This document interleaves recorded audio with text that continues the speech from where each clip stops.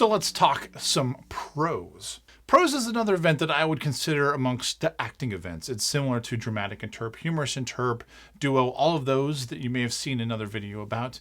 But prose is a combination of acting as far as voices and narration. So you can get a good book and you can use it to really tell a good story because you're both going to be, again, performing the voices and doing the narration to connect the dots. So definitely watch another video that I've done. It's called How to Cut, that will show you exactly how to take your favorite book and cut it down into a good prose. But watch that so you can kind of get a sense of how the piece comes together.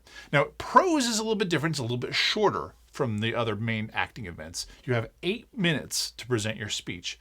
Now, again, there's not a minimum time frame for prose. It's just, you can go up to 8 minutes.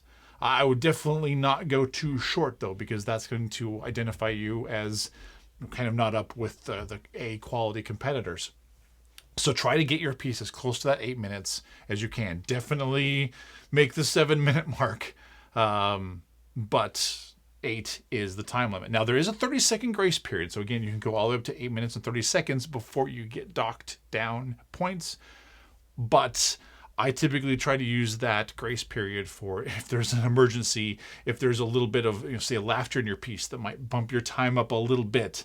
Use that carefully, because if you go over 8 minutes and 30 seconds, you're definitely going to be docked points for that. So keep it right at around that 8-minute mark and find a piece that's going to allow you to really excel within that 8 minutes. Now, prose is not a memorized piece. Prose is something that you're going to read and to perform. However, the reason I put memorized in quotes, even if your prose piece is completely memorized because you've been doing it the entire season, you still have to look like you're reading parts of the script. Now, that doesn't mean that you can be nose down and, just constantly reading every little bit of it. When you're new and you're nervous, that might happen, but it's all about the balance of having your performance book in your hand, turning the pages, playing to the audience, while also glancing down occasionally to make it look like you're referencing that script or that cutting in front of you. So it's not a memorized piece. It's a performed reading piece, but you're still going to get to know it really well if you have a good prose. Now, just like the other acting events, your prose piece does need to come from a legitimate published source. So try to find, a book that you can really identify with. Because it is a narration-driven event, plays are not going to work real well for prose because plays are all dialogue.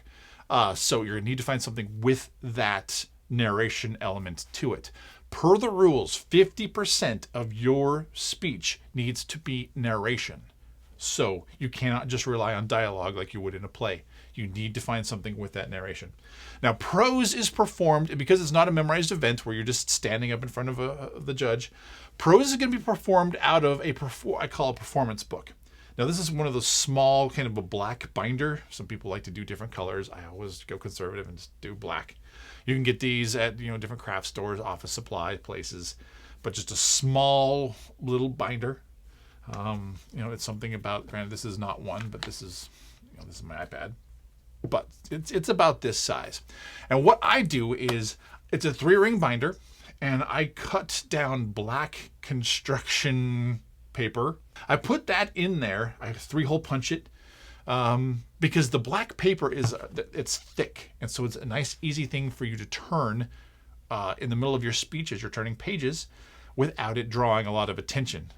Really, you got to work on turning pages without it being distracting, because some people, it's a big mess as they're turning pages. Then I take my speech and I shrink it down and I highlight all the places that I really want to show, and I punch it and put it. I glue the speech to that black construction paper. Again, 3-hole punch it, and this is what goes into my performance book. So that way, when I walk up, I can, be turning pages and all that kind of stuff.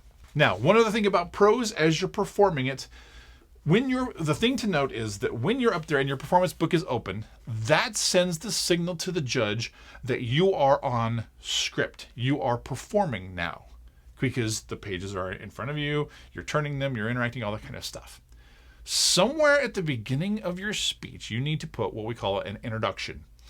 This is you talking as you, as a competitor, saying, this is what I'm going to do for my piece. So what you do is you have a little bit, we're going to call it a teaser. You're going to start right in with a little bit of your piece. After a paragraph or so of your piece, somewhere where there's kind of a logical break, you're going to insert that introduction. This is where we're going to tell the audience, tell your judge exactly where your piece is coming from. And when you perform this, you're in performance mode. Your notebook is open. When it's time to go in your introduction, you're going to close that. Now you're speaking as you. Now you're doing your introduction. And then when your introduction is done and you say, this is my book, blah, blah, blah, by so-and-so, you open up your book again, start reading and start performing. Book open means you're on your script, you're performing. Book shut means you're talking as you. Last suggestion is finally find a piece that is suited for you, suited for things that you're interested in, suited for your personality. The reason that I bring this up is a few years back, I was judging a prose at one of the tournaments, and a girl had a really solid, strong piece. It was really dramatic, very, very dramatic. I mean, she was talking about all these really bad things that had happened to her, but she was a natural smiler. That was just her personality. She was just bubbly and fun. And because that was her personality, when she's talking about all these bad things that are happening to her in her piece, she was still naturally smiling. And there was a huge disconnect between what she was trying to perform and the person that she naturally was. I couldn't buy, I had a hard time buying it. The words coming out of her mouth of all these bad, rapes and things that had happened to her, as she's naturally smiling, it didn't connect. So find a piece that works with you, that works with your personality, that you can really perform best and be convincing in that part. That is pretty much prose in a nutshell. Remember, narration driven. You can have voices, you can do the acting, all that kind of stuff, but you have to have the narration. It's storytelling. It's not play. It's not from a play. It is storytelling. So keep that in mind as you're putting together your prose piece. Definitely let me know if you have questions about that prose. Perform it in front of me. Perform it in front of your video camera so you can see exactly what you look like when you're doing it. But it's a great way for you to tell quality stories that are going to really make an impact with your audience.